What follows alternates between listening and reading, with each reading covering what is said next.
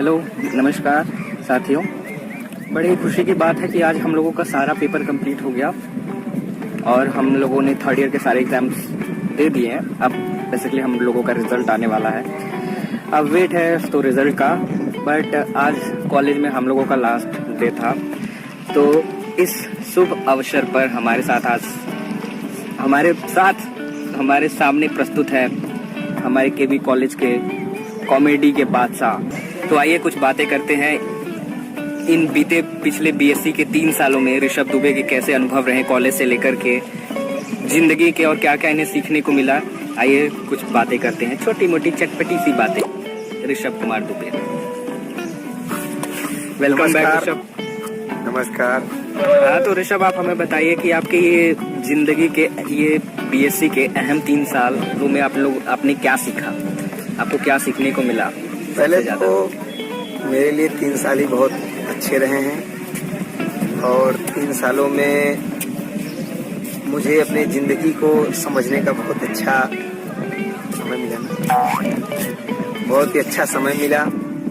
मैं समझ पाया कि मैं क्या कर सकता हूँ, क्या नहीं कर सकता हूँ, यहाँ के बाद मेरा करियर कहाँ जाएगा और कहाँ पे मैं पास हो सकता हूँ, कहाँ मैं फेल हो सकता हूँ। ये सब मुझे ग्रेजुएशन के दौरान ही पता चला और मैं सबको यही एडवाइस दूंगा कि आप लोग 12th के बाद कुछ भी करें, वहाँ से जो भी अनुभव मिलता है उसको स्वीकार करें और उसी के साथ आगे बढ़ें।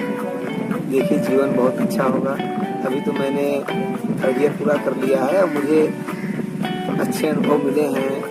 छात्र से लेकर के सीधा साधा छात्र जो चप्पल पहन के कॉलेज में आता है, और इन सब से भी मेरी दोस्ती रही है और मैं तो ऐसे भी मिडिल क्लास का हूँ। और मुझे बीएससी में एक सबसे बड़ा चीज़ मुझे मिला कि मैंने 3rd ईयर में मैंने यूट्यूब चैनल बनाया है जिसका नाम ऋषभ दुबे ऑफिशियल है और उसके निर्माता अर्पित राज हैं, जिन्होंने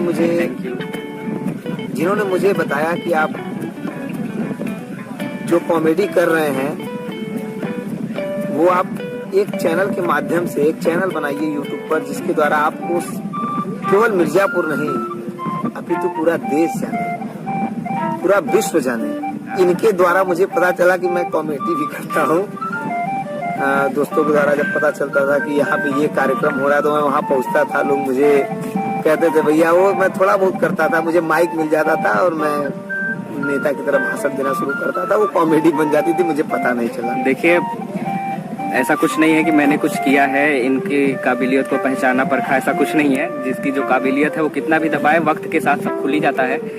हाँ, इतना जरूर कहना चाहूँगा, आप लोगों का बहुत बहुत तहे दिल से धन्यवाद कि एक 4-5 लड़कों के बीच में कॉमेडी करने वाला, एक कॉलेज में कॉमेडी करने वाला लड़का आज 600-700 लोगों के बीच में कॉमेडी कर रहा है, 1000 लोगों के बीच में कॉमेडी कर रहा है, जिसको लोग देख रहे हैं, पसंद कर रहे हैं, सपोर्ट कर रहे हैं, आगे हेल्प कर रहे हैं। आप लोग इसी तरह से इसको आगे बढ़ाइए और देश का, मैं तो कहूँगा पूरी दुनिया का सबसे बड़ा कॉमेडियन बनाइए इसे, और हमारे जिला मिर्जापुर का नाम रोशन हो और साथ साथ हमारे कॉलेज और हम दोस्तों का भी। जी धन्यवाद। और आप लोगों की सपोर्ट की जरूरत है और सपोर्ट बनाए रखिए, इसे चलता रहेगा और नए नए कॉमेडी तो आते रहेंगे। अच्छा ऋषभ, हमें ये बताएं कि आपको केबीपीजी कॉलेज में सबसे अच्छी चीज क्या लगी और सबसे खराब चीज क्या हुआ? सबसे अच्छा अनुभव क्या रहा, सबसे बुरा अनुभव क्या रहा? मुझे केबीपीजी कॉलेज में सबसे बड़ा अनुभव तो ये मिला कि जब बच्चे फर्स्ट ईयर में आते हैं तो सर को देखकर बोलते हैं प्रणाम सर, जब 2nd ईयर में पहुंचते हैं तो बोलते हैं जय राम सर, और 3rd ईयर में जैसे ही पहुंचते हैं बोलते हैं और सर क्या हाल चाल बा, ठीक ठाक बा। ये हमारे मिर्जापुर की भाषा है, वैसे कोई बुरी भाषा नहीं है, लेकिन मैंने कॉलेज में देखा कि बच्चे इतने जल्दी परिवर्तन होते हैं। फर्स्ट ईयर में जब वो आते हैं तो कहीं ना कहीं वो 12th में जो उन्हें संस्कार मिला होता है उस स्कूल से, वो यहाँ पर आके फर्स्ट ईयर में तो प्रदर्शित करते हैं, दिखाते हैं, लेकिन जैसे ही 2nd ईयर में पहुँचते हैं तो वो यहाँ के रंग में ढल जाते हैं, कॉलेज के रंग में। मैं चाहता हूँ कि कॉलेज जो है वो स्कूल की तरह चले, क्योंकि स्कूल में हमारे जहाँ पे प्रिंसिपल संस्कार हो, एकता हो, अनुशासन हो। तो वहाँ पर अनुशासन होता है और हमारे जो प्रिंसिपल होते हैं वो हमें पिता की तरह गाइड करते हैं। हमारे टीचर भी हमारे पिता की तरह ही देखते हैं हम लोगों को। मैं चाहता हूँ कि वैसा ही चीज कॉलेजों में हो, क्योंकि यहाँ पर छात्र नेता बन जाते हैं बच्चे। पहले आप लोग स्वयं के नेता बनिए, अपनी प्रतिभा के नेता बनिए कि आप क्या कर सकते हैं, क्या नहीं कर सकते हैं, उसके नेता बनिए पहले, फिर आप अपने नेता बनिए। उसके बाद अपने जिला के नेता बनिए, अपने गांव के नेता बनिए। मुझे नहीं लगता कि कॉलेजों में चुनाव होना चाहिए, क्योंकि केबी में सबसे बड़ा बात यह है कि यहाँ पे बच्चे, फर्स्ट ईयर के बच्चे भी छात्र नेता बन के घूमने लगते हैं। ये बात मुझे अच्छी नहीं लगती। यहाँ पे मेरा सबसे खराब अनुभव रहा ये, मुझे अच्छा नहीं लगा। और यहाँ के बच्चे जो हैं नेतागिरी की वजह से ही क्लास नहीं लेते हैं वो, और घूमते रहते हैं फील्ड में। और बोला जाता है कि अरे यार प्रिंसिपल सर आ रहे हैं, तो बोलते हैं अरे आओ इधर, वो हमारे का कहीं नहीं है। और सबसे बड़ी बात यह है कि आम बच्चों के लिए यहाँ पर ड्रेस अलाउ है, आइडेंटिटी कार्ड अलाउ है, लेकिन जो छात्र नेता होते हैं वो जीन्स पैंट टी शर्ट पहनकर अंदर चले आते हैं, उनके लिए कुछ भी प्रतिबंध नहीं है। तो ये तो पहली बात।